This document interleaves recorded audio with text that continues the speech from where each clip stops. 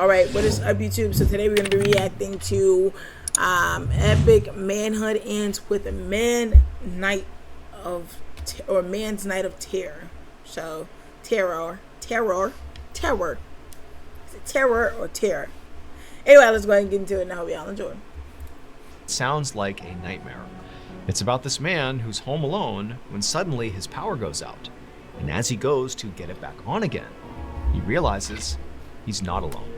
But before we get into that story, if you're a fan of the strange, dark, and mysterious delivered in story format, then you've come to the right place because that's all we do and we upload once a week. So if that's of interest to you, please show up at the like button's house with one of those big oversized checks and tell them they've won a multi-million-dollar sweepstakes. And then right as they and their family begin to celebrate, say, just kidding, April Fools, and then leave. Also, please subscribe to our channel and turn on all notifications I'll be back after so you don't miss any of our weekly uploads. Absolutely. Okay, let's get into today's story.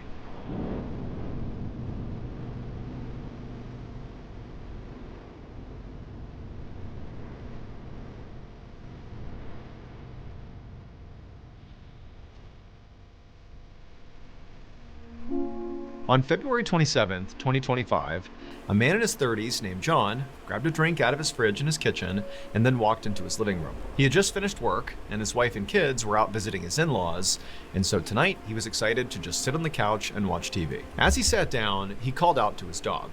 There was a huge thunderstorm outside and he knew his dog was deathly afraid of thunder, and so he expected her to come running as soon as she heard her name. But after he called her, he heard nothing. But this didn't worry him, because he figured, his dog must have found a good hiding spot and had just fallen asleep there. So John turned his attention to the TV and began looking for a horror movie to watch. But as he did, he started thinking about his wife and his kids driving home that night, and he was worried about them, because of the weather. So instead of clicking on a horror movie, he turned to the local news to check on the weather. However, as soon as the local news came on, it was not the weather they were talking about, despite this being a major storm. I mean, this should have kind of dominated the news, but it wasn't. Instead, there was a much bigger story on the news right now, and that was there was this huge riot happening at a state prison that was only 10 miles away from where John lived, and apparently the most dangerous convict at this prison had escaped. The newscasters began to describe this convict, and they said he actually had a nickname the other prisoners had given him. Man. They called him the Monster of Cell Block C. Now, this nickname had to do in part with the fact that he was just a horrible criminal, like people were scared of him. And then also, the nickname came from his just totally bizarre and threatening behavior. He would routinely sit in the corner of his cell and eat insects off the ground. And then also, he kept jumping on prison guards every chance he got, which got him thrown in solitary confinement, where he just continued to eat the insects there and act totally unhinged. But perhaps the biggest reason he was dubbed the Monster of Cell Block C is because of his appearance. He had these crazy bulging eyes and this really thick neck. He looked like Patrick right now with this stone forehead, or from Spy Kids, the little thumbs. That's what it looked like right now. It made him look totally deformed. The anchors were telling locals to stay vigilant because the police had no idea where the Monster of Cell Block C was. I mean, maybe he was still at the prison, but it did seem entirely possible that he really had escaped.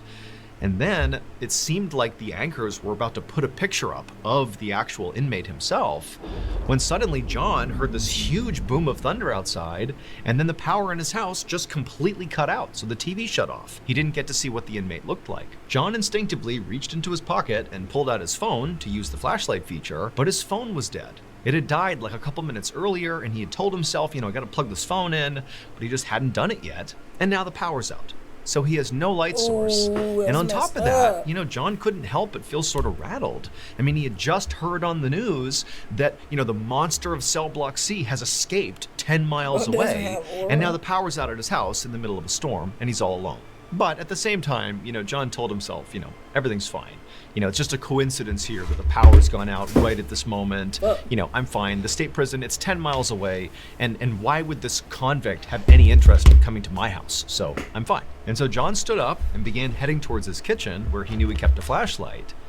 But as he got close to the kitchen, he heard a strange sound. It was an electronic ding, like a phone notification sound. But at the same time, John really couldn't quite place it. And he also knew it couldn't be his phone because his phone was dead. However, he thought maybe it's my kids' iPads. After all, the sound he was hearing, the more he listened, he could tell it was coming from upstairs, and that's where his kids' iPads were. However, the sound still seemed really weird to John because it started suddenly, basically right after the power went out. He hadn't heard it before that. And also, if these were, notification sounds on his kids' iPads, you would think there would only be maybe 1 or 2 notifications. You wouldn't have, a string of notification sounds. Mad at it like but that. As John listened, he heard like this incessant amount of dinging coming from the upstairs.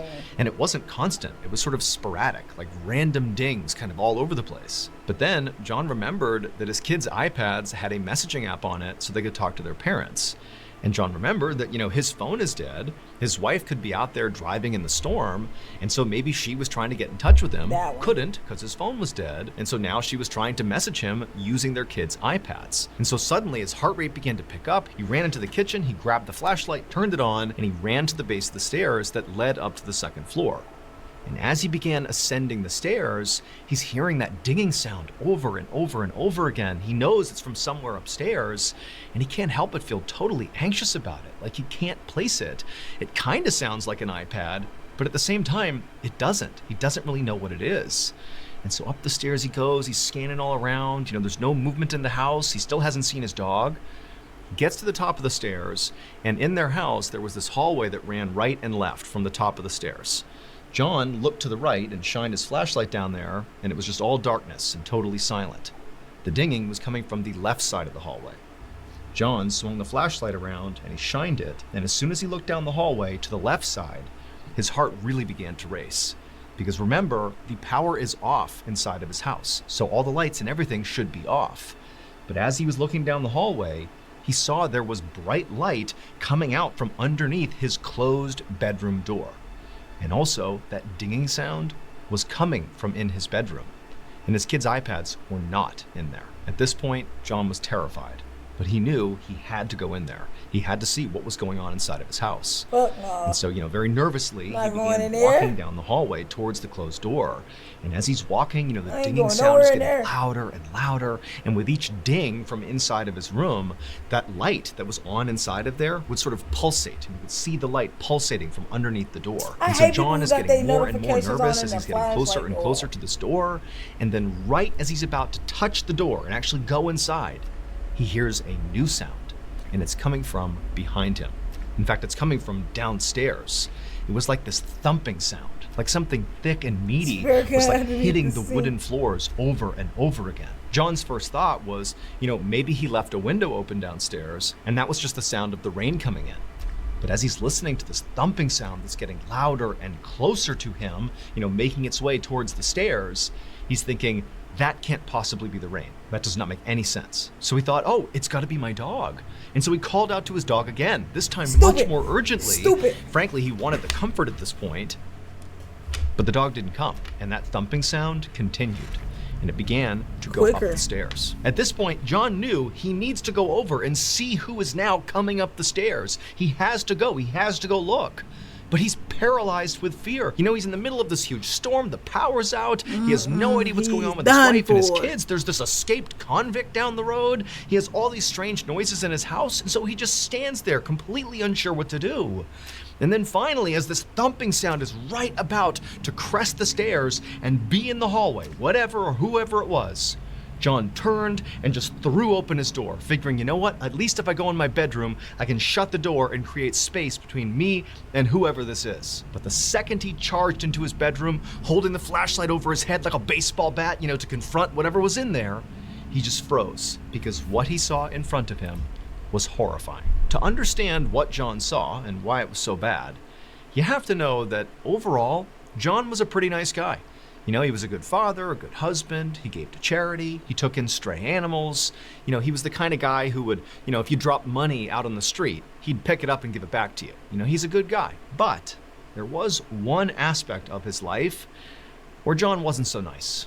In fact, you could make the case that he was sort of a monster himself. John, in one very specific way, was sort of a bully. Every day for the last 5 years, John had been personally bullying and torturing this one victim online, and then also riling up other people to do the same thing. And so on this night, when he flew into his bedroom to escape whatever else was going on in his house, what he saw in his bedroom that was so awful was his victim.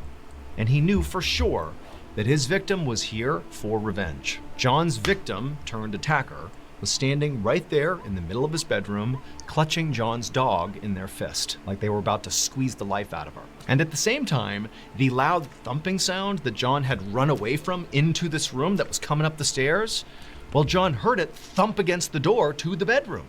And so John realized that must be another attacker. There's two of them, and now I'm gonna die. And so instinctively, John whipped around and just stared at this door, getting ready for whoever this was to enter the room.